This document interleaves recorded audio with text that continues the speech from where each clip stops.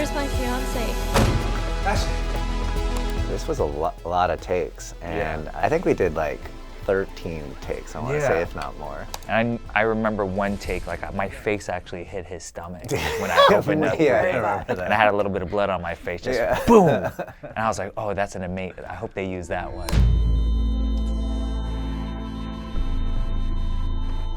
I'm stressed because I know that my ovary is torsed. I know the ultrasound said it's not or whatever the fuck, but you need to find someone to save my ovary right now. Like a lot of what happens in this episode is just, you know, ripped from the headlines of my own life. As, we had a lot of conversations about that.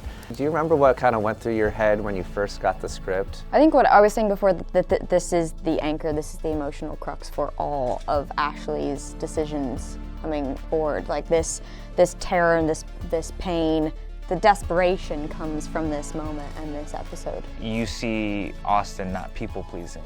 Probably his most authentic self in this moment in episode 4, leading up to just the rest of the season, but just this anger and this rage and like just having no control. No, I feel like this is where a lot of people say like the beef really starts to ramp up in the show. We really wanted to capture the claustrophobia of these ER experiences. That's why there's not a lot of cuts in this montage. It's just we wanted to keep the audience in the moment, so there's a lot of long pushes and pulls. Just let me in, just let me in.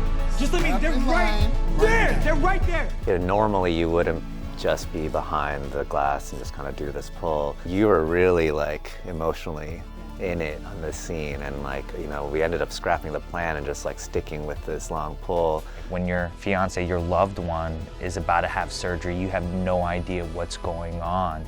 It doesn't matter if a police officer is telling you, you can't go back there, you're just gonna lose your shit. And I think that's like kind of the essence that we talked about. Well, even the way the nurse is drawing the window shades, that's the absurdity of life, I think. We shot in an abandoned actual hospital, which was, you know, terrifying.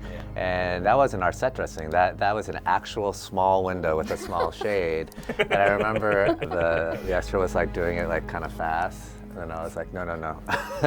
And I went in and my hands and my... But that's what you're so amazed, to find comedy in a tiny window. Like that tiny window was not planned. Yeah, that window too, we added 2 termites in post, crawling up the window. What? Yeah. That felt like a good place for this bug motif that we've been using of ants, bees. There was all these little things we added in post to, you know, accentuate little moments. Like, I don't know if you guys noticed that last wormhole thing that we did in post. There's also a little foreshadowing. There's a little, that god of death. You see a little glimpse of that little monster. You do? Yeah. You almost wonder if, like, had the surgery gone well, I wonder if this could have been a little, like, nice little jolt into their relationship. Because, like, maybe, you know, like, you just showed up for her and you probably would have felt, like, seen and safe. But, you know, it's an 8-episode series, so.